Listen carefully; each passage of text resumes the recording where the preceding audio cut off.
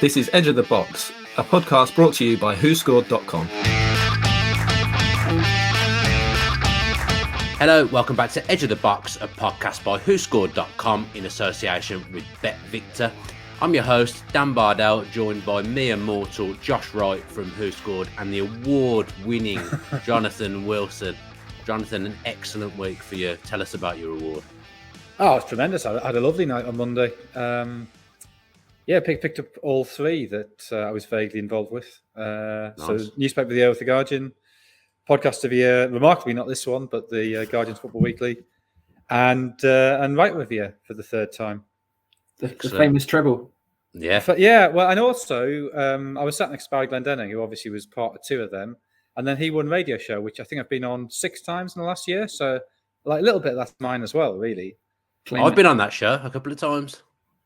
And despite that, they still managed to win. I think I'm on it on Sunday, actually. I was also sat in the car before the Villa game on whenever Villa played Wednesday, and my dad was like, "Pass on my congratulations to Jonathan, please." And I was like, "No, I'm not going to do that because he doesn't know who you are. So that would be absolutely pointless me doing that." But obviously, I've done it. Do you thank him? Anyway, it's always nice to hear from the fans. He said he was your biggest fan. That was what he said. And I said, that's nice to hear it. Yeah. I said, "No way, Dad. I am absolutely no chance you are." Well, let's get into the podcast. Let's bring Josh in instead of talking about Jonathan for the whole show. Premier League team of the month, Josh. Yeah, so it's time for our own little award section, I guess now. I won't be in that one either. No, unfortunately not for the Premier League team of the month. But yeah, so this is just the Premier League team of the month for November. It's a nice team actually, 4-3-3.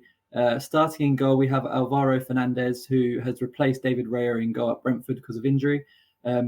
Last month, he averaged 5 saves per game, so he was very busy. And then moving into the defence at right back, we've got Trent Alexander-Arnold. He actually had the most goal contributions of any player last month, which is quite impressive for a defender. He's actually our player of the month as well. And then in the heart of the defence, we have Virgil van Dijk, his teammate, and Max Kilman, who's a bit of an interesting player. He's supposed to be on Gareth Southgate's radar for England, so that's maybe something to watch out for going forward into the new year. And then João Cancelo completes the back four. Into midfield, we have Bernardo Silva, who, Dan, unfortunately crushed your dreams in midweek with a pretty nice goal. He's in midfield alongside Rodri and Conor Gallagher. Gallagher, someone we'll talk about a bit later on in depth. And then the front three is Mo Salah, Diogo Jota, and Emmanuel Dennis. So a pretty good team, I'd say. Yeah, good side. That is Jonathan. WhoScored have done well there.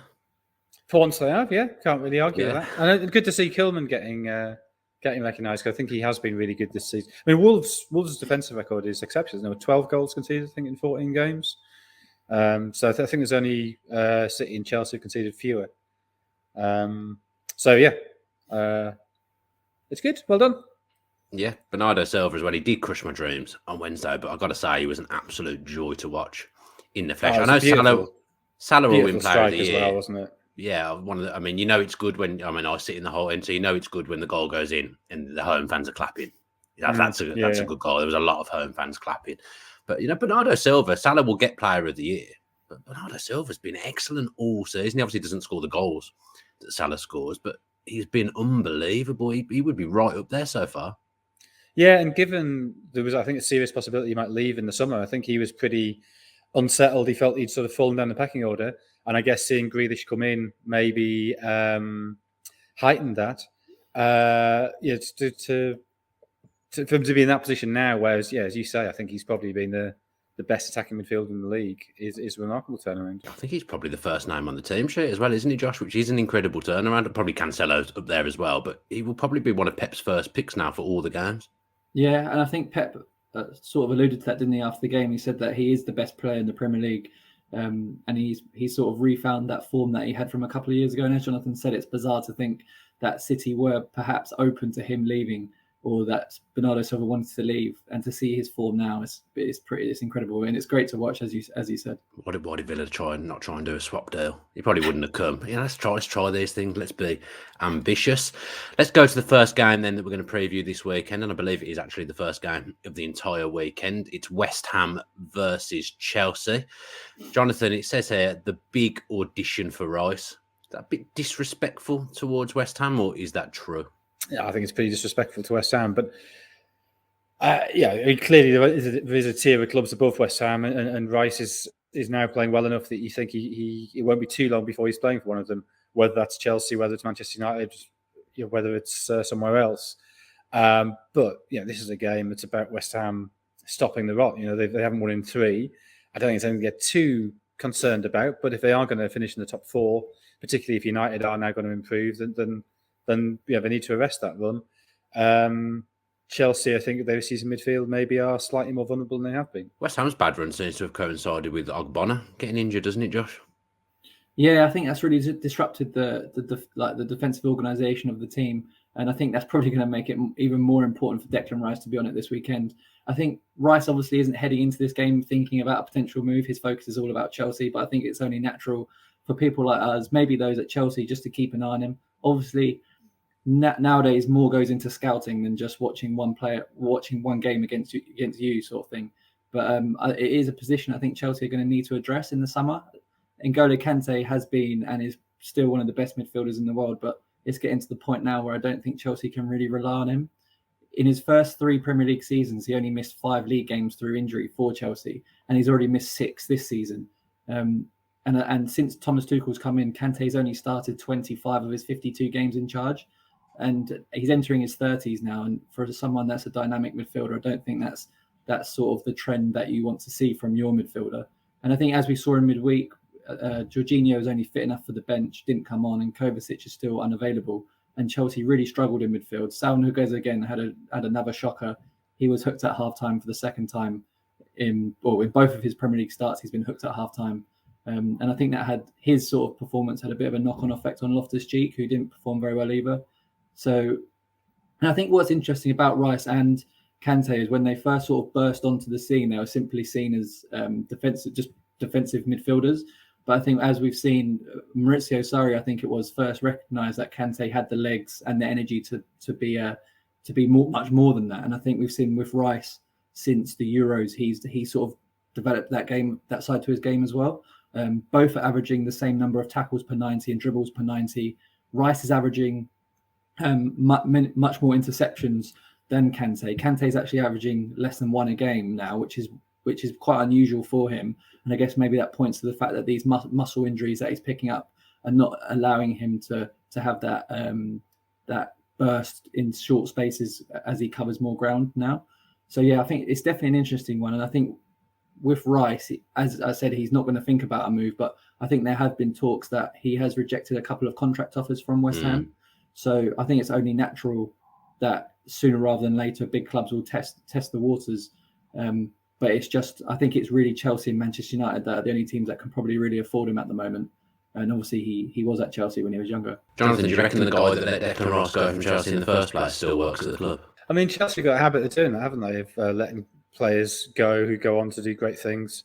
I mean, obviously it happened with Lukaku, who they have got back. It happened with Matic, who they got back from Benfica. It happened with Salah, who they didn't get back.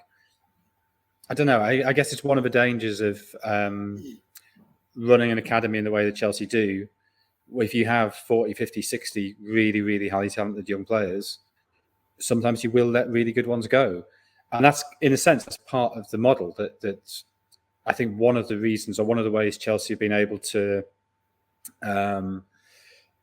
afford players that they have with FFP is that they sell a lot from the academy. So the academy sort of funds itself and also helps lubricate the wheels of the transfer policy for the senior squad. The fact that we now have sort of 3 or 4 of them playing regularly in the first team as well is almost a bonus for them. Yeah, fully expect them to sign Tammy Abraham back in 3-4 years' time. That seems to be the way with Chelsea. Now, if West Ham are going to hang on to Declan Rice, they probably need to be getting Champions League football, I would say. Are these now the 2 best teams in London, Josh? Well, if you look at the table, I think you have to say that, don't you? Chelsea are first in the league and West Ham are 4th. But beyond, and even in 2021, West Ham have got the second most points of London teams. But I think if you look beyond like the points tallies, I think you'd have to say so. I think what David Moyes has achieved at West Ham with the reputation he had at the time is really impressive. I don't think many people saw it coming, and Arsenal are obviously the closest to West Ham at the moment in the table, but I'm still way more convinced about watching West Ham than Arsenal. I think, as you saw last night, Arsenal, I think as they do in quite a lot of games, they start well, but they're not able to maintain the starts that they have. Again, I think they had 3 corners against United in the first 90 seconds last night. Rashford sliced one over the bar, and obviously the manner of the goal that United conceded, they were really there for the taking, but the Arsenal just dropped off and allowed United to come back in. What we've got here is we've got a London best 11 sort of thing in the Premier League. So it's a Premier League 11 for the season, just based on London clubs. It's something we occasionally do for our London partners. But yeah, so I'll just run through the team and we'll just have a look at how many from each club gets in. Edouard Mendy and Ramsdale were actually joint level heading into the midweek game, but now Mendy is ahead. Obviously, Ramsdale conceded 3 in midweek. And then the entire back 4 is Chelsea, which is perhaps not a surprise given they've conceded 6 goals. So it's Reece James, Trevor Chalobah, Thiago Silva, and Ben Chilwell. Rudiger's perhaps unlucky not to get in there, but Chelsea's defenders have scored so many goals. It could be any of them. Our midfield 3 is Mateo Kovacic, Declan Rice, and Conor Gallagher. So I guess that's Chelsea present, Chelsea past, and obviously Conor Gallagher is on loan from Chelsea. And then the front 3, I don't think many people would have predicted this at the start of the season, but it's Pablo Fornells on the left, Ivan Toney through the middle, and Jared Bowen up front. So that's 6 from Chelsea, 3 from West Ham, 1 from Palace, and 1 from Brentford. None from Arsenal or none from Tottenham. There was a rating difference of just 0.01 between Emil Smith-Rowe and Pablo Fornells, so it was tight. But yeah, so West Ham are the second best represented team in that 11. I can almost hear the Arsenal fans clicking that unfollow button from WhoScored that Smith-Rowe and Saka aren't in the team. Jonathan, would you go along with that team? London 11 is not something I've particularly given a huge amount of thought to, but I think it's interesting Fornells is in there. I think he's a player who slightly, I think, slips under the radar. That when people talk about West Ham's attacking talents, they talk obviously primarily about Mikel Antonio, but also about Jared Bowen. But Fornells, I think, has been excellent this season. And in a sense, he was the person who kicked all this off with the goal at Tottenham last season, when they came from 3-0 down. So I think he probably is a player who maybe doesn't quite get the credit he deserves. I just generally with West Ham, when you think about them, you sort of think about people like Souček driving forward from midfield. You don't think of that sort of craft and creativity that he gives them, but he clearly is important in adding a bit of finesse to the power and dynamism of the rest of the side. Him and Bowen work very, very hard as well. I noticed that when they played at Villa Park, the amount of running that they do is absolutely incredible. Jonathan, one man who isn't in that team is Mikel Antonio. That would have been unheard of at the start of the season because he was on absolute fire, but he has had a bit of a dip in form. And I guess this is the problem when you've only got one striker. He's got that dip. He's always struggled with injuries. Is it a concern for West Ham? I mean, he hasn't scored in 5. But in that time, he did win Man of the Match against Liverpool. Slightly surprisingly, I think. I think it was one of those Man of the Match announcements where you sort of hear the ground going, "Oh, really?" And even in that game, there was a couple of one-on-ones that he sort of, but one in the first half in particular, where he sort of stumbled over the ball and you sort of thought, "That's not great." I don't think he's playing particularly badly. It's just the goals are slightly stopped for him. So, in the very specific, I wouldn't be too concerned that it's not that he's playing terribly. It's not that he looks knackered or anything. And in that time, he has had the trip to go and play for Jamaica, which I guess must take it out of players. But I think more generally, yes, it's a concern. Obviously, it's a concern when your game is based around your attacking play is based around one striker, and there is no obvious replacement for him. And I guess Bowen can move into the middle. That's something they can do. So yeah, I'd say it's a concern for the future and something that, in terms of squad management, something they will want to put right. I don't think it's a reason to panic at the minute. When would you panic, though? When would you panic, Josh? A couple more games? I think it is something. It's something to keep an eye on, isn't it? I think, as you said at the start of the season, through the first 5 games, he had 5 goals and 3 assists, and he was WhoScored's top-rated player in the Premier League at that time. But since the end of September, there's been 8. He's played in 8 Premier League games. He scored once, and he now ranks 149th in that time. He's gone from averaging 5 shots a game for his first 5 games to just 2 shots a game in his last 8. And as Jonathan said, the trips to Jamaica are new for him. He played a significant role early on in the Europa League, perhaps more than many people expected. So, and that will obviously restart in the new year for them. So I think it's definitely something to keep an eye on if West Ham don't go and sign someone that can play through the middle in January. They have always got his cardboard cutout as backup. I guess that's the only other striker that's anywhere near the West Ham team at the moment because they don't have anyone else. Now, I'm going to need a bit of a lesson here because it says, will Chelsea regret Zuma leaving? Because there's 4 centre-backs out of contract in the summer. I knew Rudiger was out of contract. I presume one of them's Thiago Silva. Christiansen out of contract in the summer. Who's the 4th? Azpilicueta's out of contract as well. Oh, I don't count him as a centre back. I guess it's heavy. That is big numbers of out of contract players there. Yeah, they're an interesting club, aren't they, Chelsea? Because you see them top of the league, European champions in every competition going still this season. But there does seem to be a few problems behind the scenes. Even with Mason Mount in recent weeks, there's been talk about his contract. Players like Hakim Ziyech and Timo Werner are wondering about their futures. But Chelsea have managed to get themselves into a situation where their 4 senior centre-backs, if you want to include Azpilicueta, are all out of contract. And I don't think they regret selling Kurt Zuma, because I think they would have probably thought at the time that they wouldn't have had the problems they've had with Rudiger and Christensen in particular. But yes, it could leave them short heading into the summer. I guess this is one of the reasons, Jonathan, why they went in for Koundé in the summer, why they wanted him. But then Trevor Chalobah's kind of taken his place as well. But it is an interesting situation. Yeah, it is. I think it's something Chelsea tend to do pretty well. I mean, the player who, with hindsight, looks slightly odd that they've released or sold is Tomori, I think, rather than Kurt Zuma. Yeah. Purely because of his age profile. I almost wonder, it happens so often with Chelsea. I wonder, I don't know what the details of Tomori's contract are, whether they get first refusal on a buyback or something. Probably. But I do wonder if there's a sense at times that they sell players almost as a sort of glorified loan, that they sort of think, yeah, we'll let him go, we'll let him sort of go to finishing school, and Benfica in the case of Matic or Milan in the case of Tomori, and we know that if he is brilliant, we can always get him back. Something similar happened with Oriol Romeu. I think was in his contract that they had first refusal on him. But they didn't. No, but I mean, what I mean is that that logic of letting a guy go, but always having that option, you can get him back.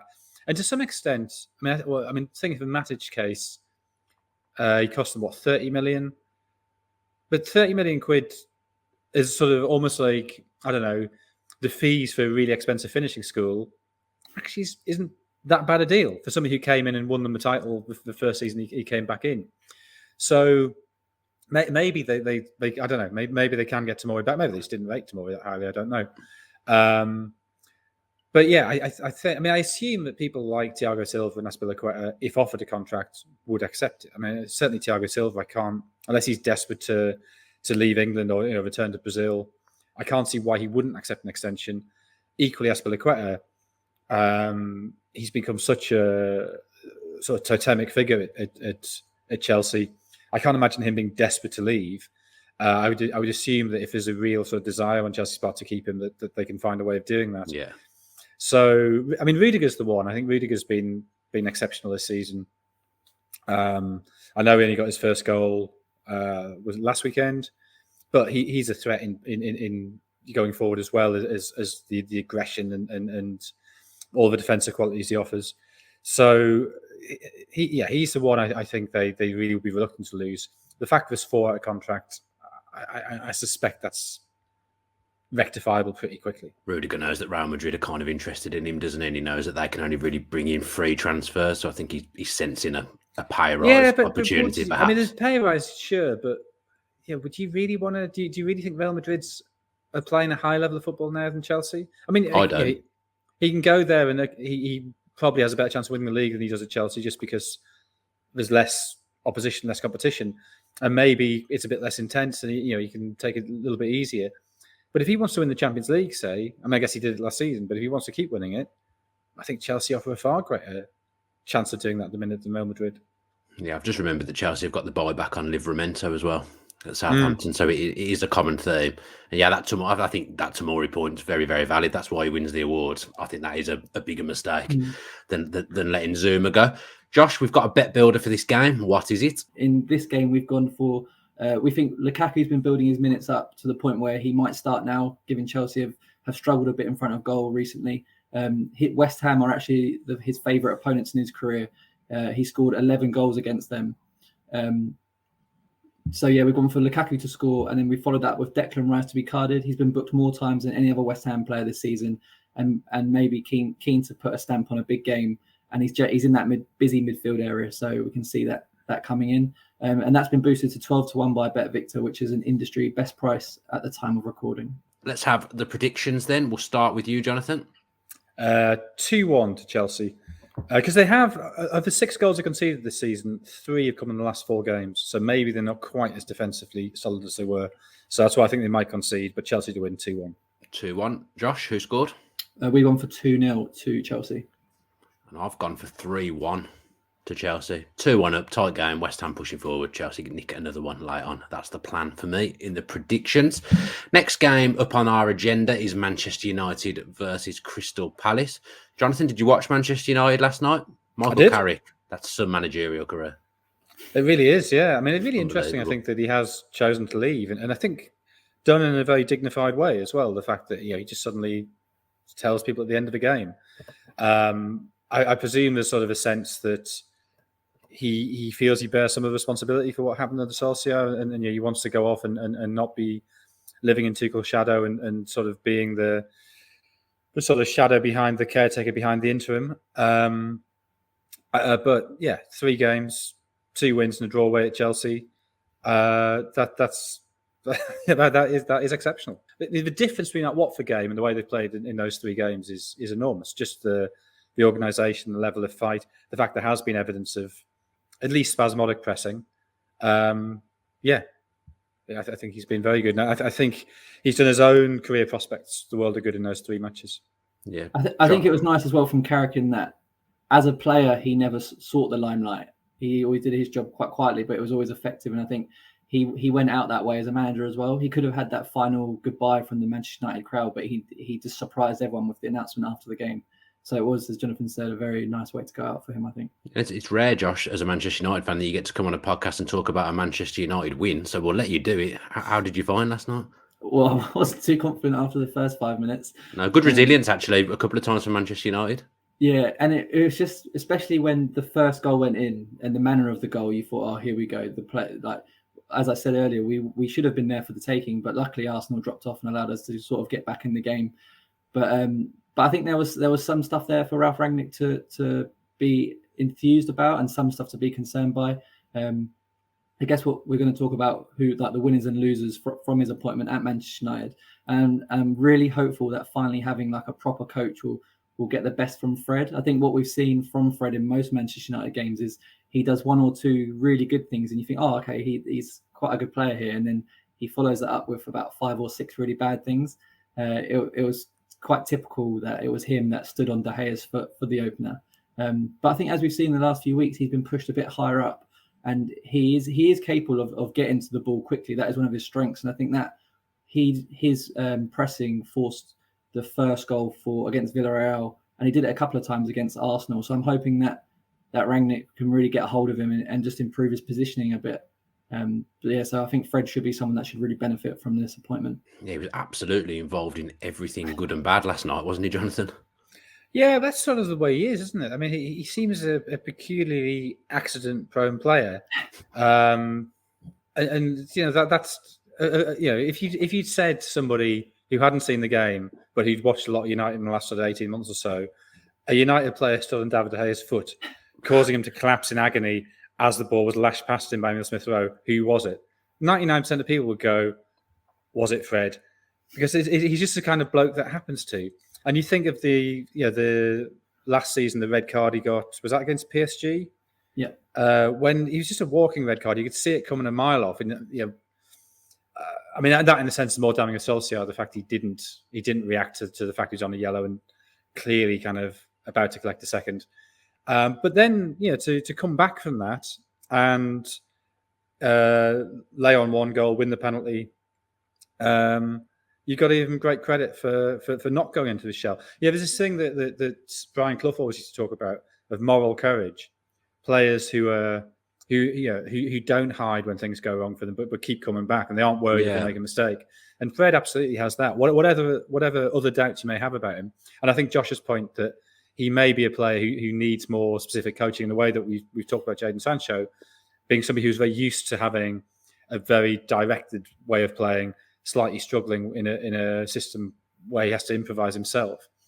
I think Fred may be somebody who blossoms from that, and I think I sort of hope he does, because we saw at Shakhtar there's a player there, but at the minute he's sort of going to be remembered as sort of slightly slapstick figure.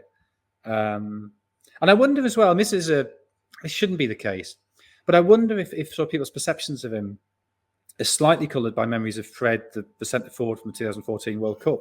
He was equally hapless and ended up being booed by his own fans. And I wonder if this sort of sense of kind of players called Fred from Brazil are just a little bit useless. I've got a mate called Fred as well. And when we play football, he's very up and down. I mean, he's Italian.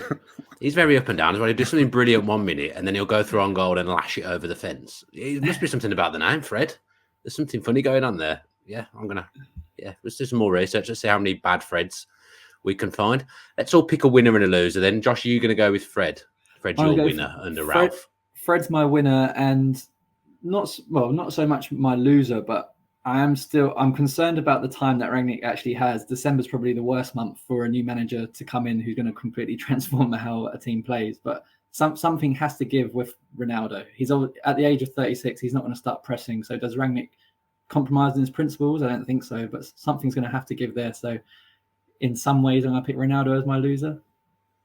A loser with his 801 goals. An absolute loser. Jonathan, winner and loser for you? Yeah, I mean, I just sort of echo that. I don't think it's necessarily been a loser, but Ronaldo's clearly a complication. Now, last night, Ronaldo worked as hard as I remember seeing him work for years. I thought it was a really revealing moment that in injury time, not injury time, in the final minutes just before he went off, there was a United break, the sort of length of the pitch, and Ronaldo sprinted sort of 78 yards, and he was clearly absolutely knackered at the end of it and was taken off almost immediately. And I don't remember Ronaldo ever looking that exhausted. Now, what was telling was he did have a pace, and we saw that there was that goal that Portugal scored at the Euros in the summer, the sort of length of the pitch breaks. He can still do that, but the amount of work he put in last night, if he makes that sort of 70, 80 yard sprint, it does tell on him, which you'd expect. But that does make it difficult, I think, for him to play every game under Rangnick. But I did think his work rate was interesting last night. He only actually made 3 pressures, which surprised me because from watching the game, it felt like he was more involved in the defensive action than that.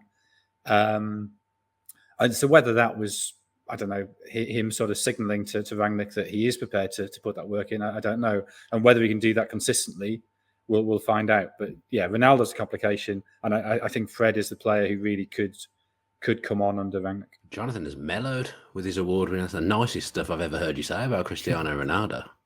Yeah, well, that's as well as I've seen him play for ages. So nice. Yeah. I haven't got an agenda against him. I just say what I see. That's what you're paid to do. That's what you're here for, Jonathan. I mean, I've stitched myself up here by going last because I haven't really got anyone.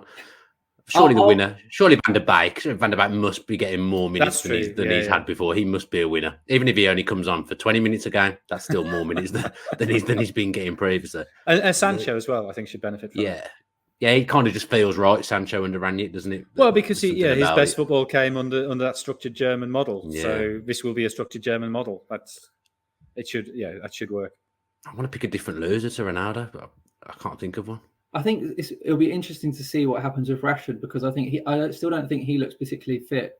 There were a couple of instances in the game where he looked quite slow to turn. They was quite slow to turn off. So I don't know if his ankle's still causing him problems. And I think people that watch United week in, week out recognise that he's actually quite rubbish at pressing. He's picks and chooses his moments when to run. And I don't think he's very intelligent in the way he does it. So I think he might need a bit of coaching in that regard. But if he doesn't... Martial, a bit the same. I can't see him fitting in anywhere under Rangnick at all. Not on the left, not as the lone striker. Interesting. We'll see what happens. Now, someone that does like pressing is Conor Gallagher. Where was he in the rankings? Sorry, Josh? For the Premier League form rankings. Where was he? I'll just run through it quickly. So he's actually 5th. We've actually got a new leader as well for the first time in 6 weeks. But So the top 10 is Bernardo Silva's in 10, Kilman's in 9, Rodri's in 8, Rafinha's 7. Perhaps surprisingly, Stuart Dallas is in 6, but he's played in 4 different positions across his last 6 games. So I think that's underlined his importance to Bielsa in a time where many people are getting injured. Conor Gallagher's 5th, and then it's Emmanuel Dennis in 4. Salah's actually dropped down to 3, with Trent Alexander-Arnold in 2, and Diogo Jota is in number 1 spot. So as I said, new leader for the first time in 6 weeks. But yeah, Conor Gallagher is in 5th. Why Salah dropped down? He's scored 2 goals. He's dropped down to 3rd. How does that happen?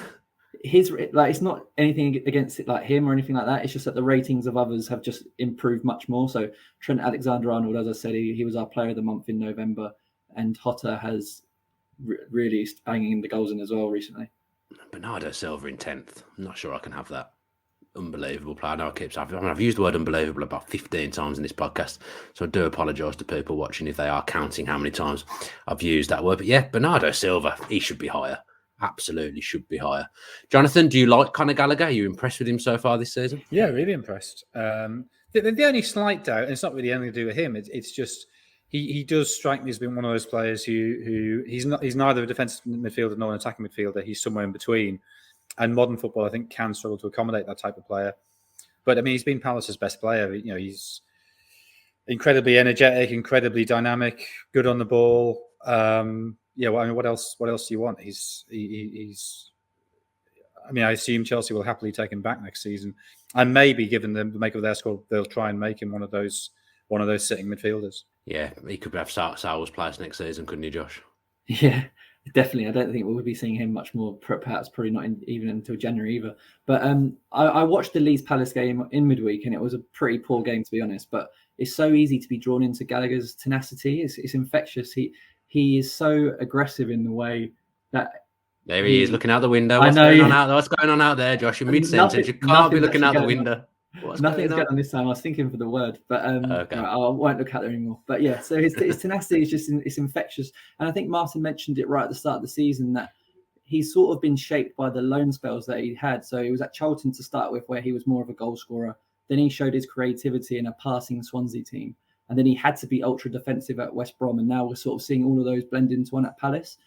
He has 7 goal contributions in 13 Premier League matches this season. That's more than the likes of Bernardo Silva, who's obviously been really good, Aubameyang, Son, Ivan Toney. And on top of that, he averages more tackles per game than players like Declan Rice, Calvin Phillips, Romeu, Rodri and Fred. So he is doing both sides of the game. And as Jonathan said, Chelsea would probably happily take him back. And like Trevor Chalobah wasn't on the radar of Thomas Tuchel at all at the start of the season, and now look at him. So I don't see why they wouldn't give him a go. And if they are looking at someone in that midfield area, maybe Declan Rice is too expensive, and maybe Conor Gallagher fits into that role there if he can do the defensive work, and he is also capable of bursting forward. What I liked about that synopsis there, Josh, was that all the loan spells, they were compliments, and then at West Brom it was kind of like, yeah, and then he slummed it at West Brom for a season. Had to work hard, very defensive, worked on his defensive work. I enjoyed that from you, Josh. Well done. Palace are getting a lot of praise, Jonathan, but they've only won 3 games this season. Now, there's definitely been a marked improvement in the way they play football, but 3 wins isn't great. No, it isn't. I mean, they've drawn 7, and if you look at the XG, in 5 of those 7, they've been the better team. And in one of those other 2, the game against Brentford, I think it was 0.1 in it. So there's only... It sort of feels like they're playing better than results. And that's partly to do with finishing. And I think, you know, the fact that Benteke is not the most reliable finisher isn't a surprise to anybody. And then there's games like that Leicester game when they just let in 2 goals from nowhere that sort of... Yeah, I mean, they did get a draw in the end, but they probably should have won that game on balance. So I just sort of think they keep undermining themselves. Even the late goals they've let in against Brighton, against Arsenal, they chucked it away against Newcastle. I'd be slightly concerned the way the last couple of games have gone. I think there has been a dip after that very good patch.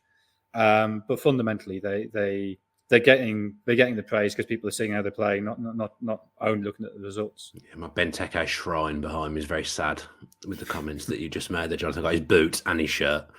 behind me. Yeah, he's actually missed the most clear-cut goal-scoring chances in the Premier League this season. I mean, how did he not score against Leeds in midweek? God knows. That proved really costly, didn't it? Because Leeds went on to score. But yeah, it's interesting. I think there's maybe perhaps just some teething problems for the Palace team. Maybe they've gone from a style of Roy Hodgson to Patrick Vieira over the summer, and maybe they're still adapting to that. Last season, they were third bottom in the Premier League for possession, and now they rank sixth this season. But key passes and shots per game have only marginally gone up in that time. So maybe there is like a creativity and finishing problem there, which hopefully when Eberechi Eze is fit again, maybe he'll help solve that. But Zaha's a bit of a curious case. He's still the main man for Palace, but and he still has 4 goals, but we're still really waiting for him to hit top form. Dribbles per game have halved, which is interesting. And also his success rate has plummeted. It was 61% last season, and now it's only 45% this season. So he's not perhaps been as effective as you may think he should be. But yeah, up against Manchester United, I'm sure he'll be very up for it this weekend. I mean, I don't like to go on about it, but I was in the director's box at Palace last weekend. Obviously full of Palace fans. I actually nearly got myself kicked out when John McGinn scored that worlder at the end of the game. And everyone was saying, James McArthur being out, that's we're really missing him. He's a key player, which I found odd. Is he that good, James McArthur? I heard it about 15 times, people saying that's really costing us, James McArthur not being in that midfield. Well, I think he's just one of those players who lubricates things, isn't he? He just sort of keeps the ball moving. He holds his position. He's unspectacular, but I think probably one of those players who, unless you are watching him every week, you perhaps don't quite appreciate how central he is. And I mean, I remember, Derek Ferguson at Sunderland was very similar. You really noticed him when he wasn't there, but when he was there, you were slightly frustrated that he didn't do more. And there are countless examples of that type of play. Just somebody who keeps the ball moving, keeps things flowing, and you just sort of, when he's not there, you really notice. And Mason Mount maybe as well at Chelsea, a similar thing. People, what does he actually do?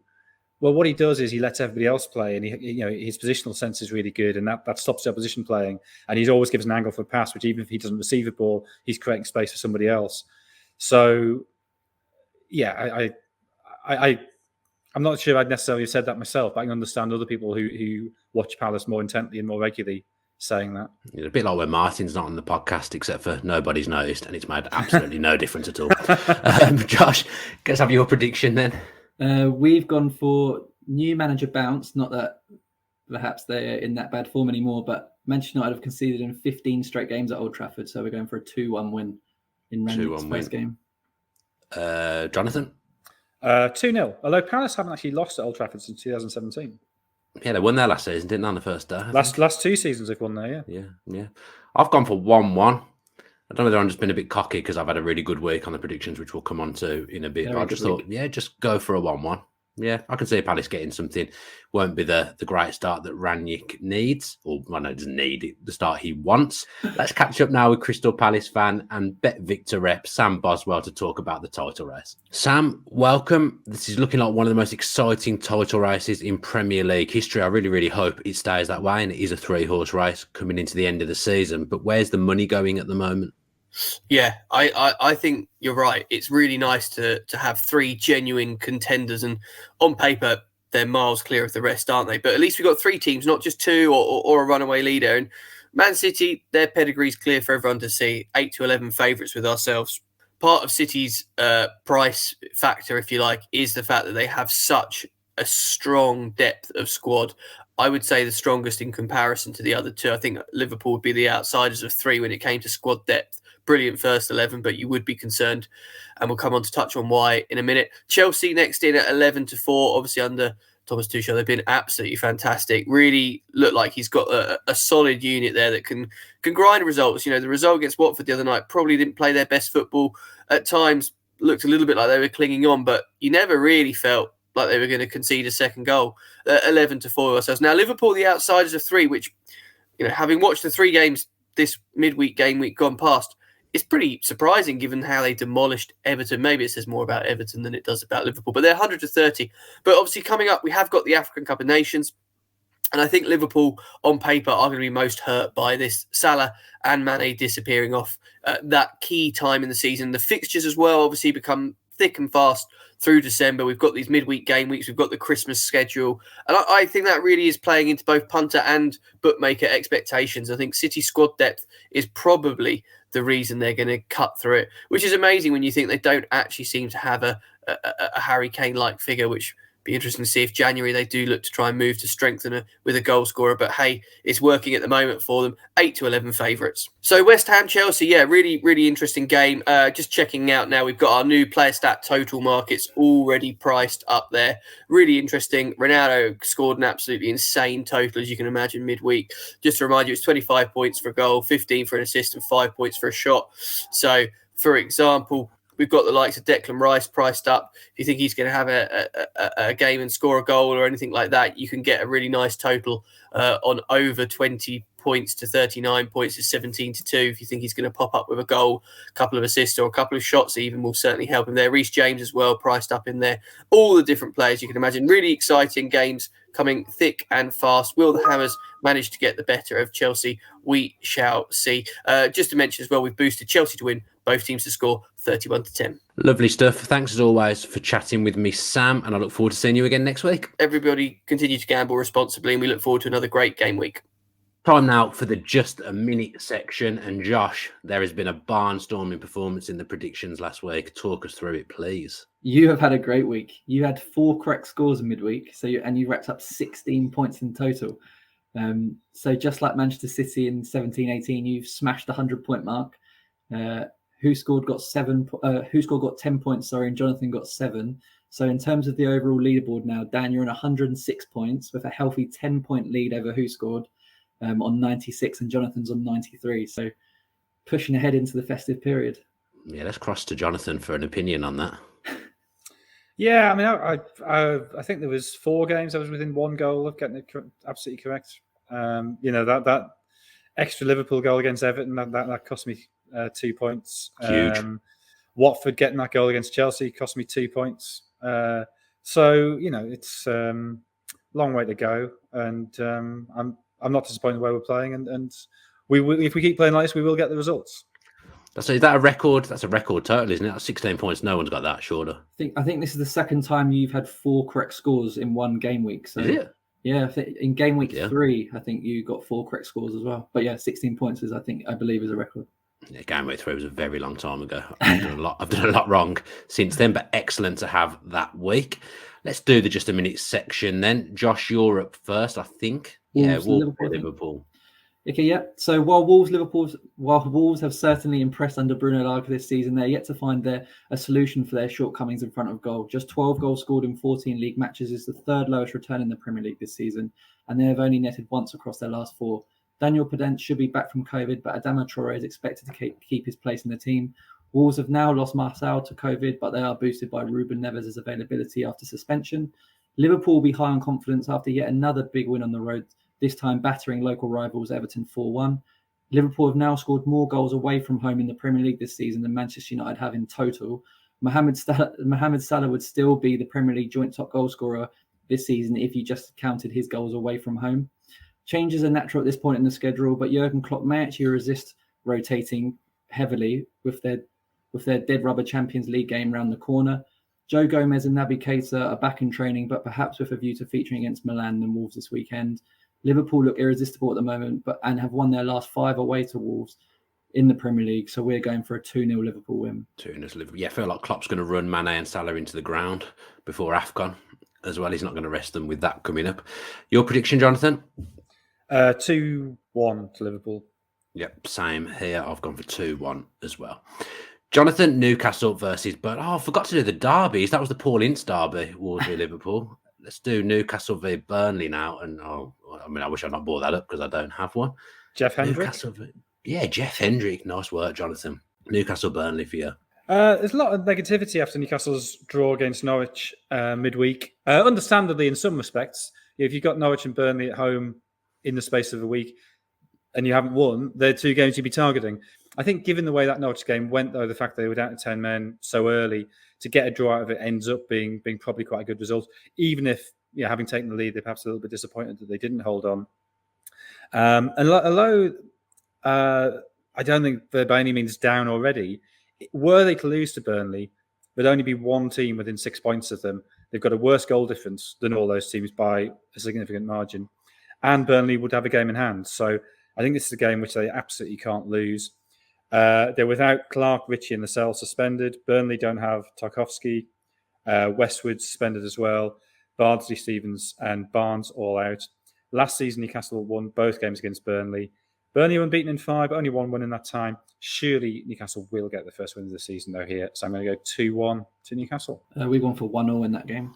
And I've gone for 2-2. Next up for you, Josh, is Southampton v Brighton, the Adam Lallana derby. It seemed like there was at least one muscle injury in every game on Wednesday, and Jan Bednarek was one of those forced off as Southampton drew 2-2 with Leicester. They led twice in that game, so I'll be disappointed to have dropped points. But with Jack Stevens only just back from injury, summer signing Leanco may be required for just his second league start of the season. Minimal changes are expected otherwise, with Adam Armstrong and Che Adams looking good in attack. Brighton's 1-0 draw away to West Ham came at a cost, with Adam Wester, Jeremy Sarmiento and Adam Lallana all coming off injured. All three will miss out this weekend. Graham Potter will therefore be forced into changes, but will most likely make wholesale changes anyway, as he likes to do. Tarek Lamptey came off the bench to set up Brighton's equaliser. That was his first assist since September 2020, and he is expected to be one of those coming into the team here. Remarkably, the home side in this fixture have not won in any of the last 7, and as 4 of the last 6 between the two at St Mary's have been draws, we're going for 1-0. Good to know the home side never wins, because I've gone for 1-0 to Southampton. Jonathan?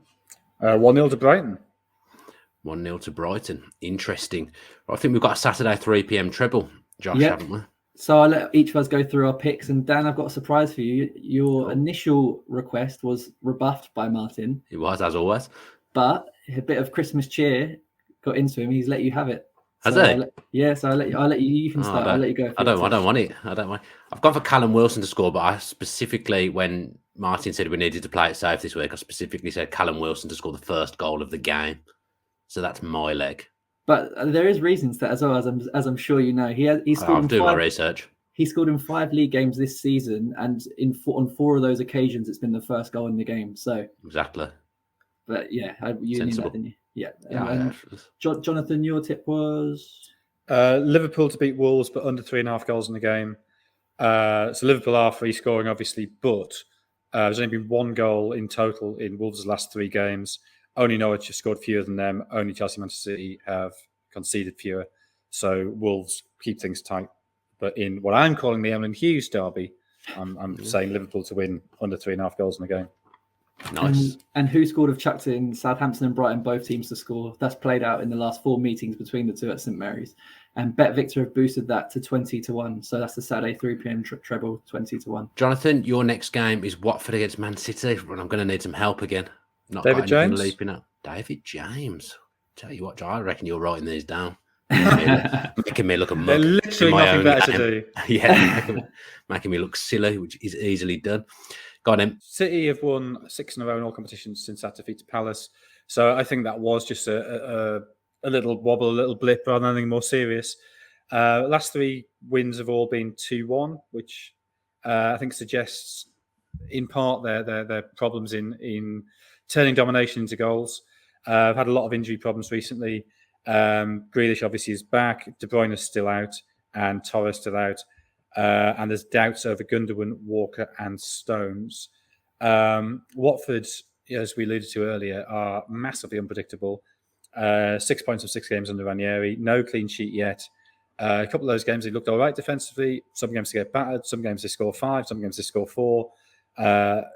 Emmanuel Dennis is looking really good. He scored in his last 3. Josh King scored 5 in his last 6 in those 6 games under Ranieri. They're without Sarr and Kulu, Foster and Atebe. And so City surely will be able to hold them off. I'm going to say 2-0. I've gone 3-0 to Manchester City. Josh, who scored?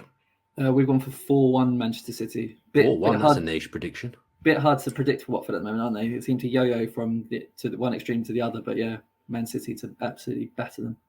Yeah, can't see them doing Manchester City, to be perfectly honest.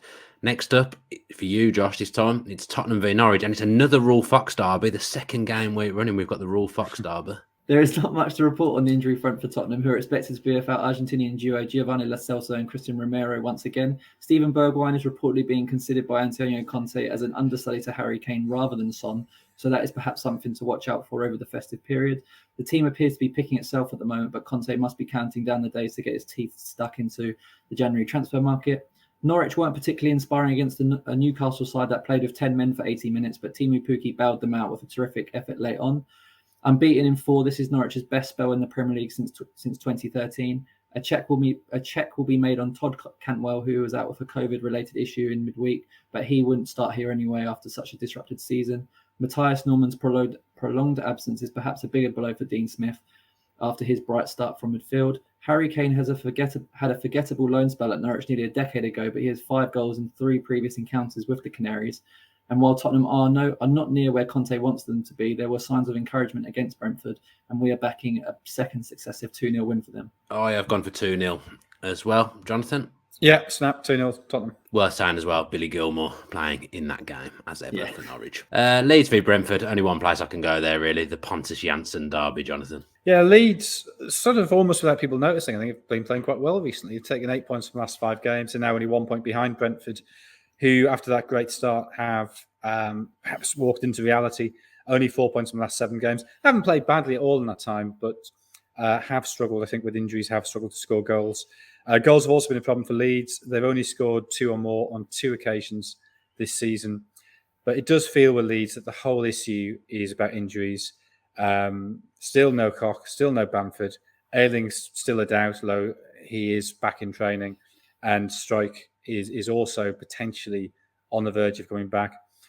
Brentford, the injuries have started to ease up. I think they've been without as many as 8 or 9 players the last 2 or 3 games, only 5 missing. But Raya, Jorgensen, Ayer are all could be major players for them. When the sides met in 1920, when it was a key promotion battle, Leeds won this game 1-0. It was 1-1 at Griffin Park. And I think it'll be tight again this time with both teams struggling to score. So I'm going to say 1-1. 1-1. Josh, who scored? Snap 1-0 as well.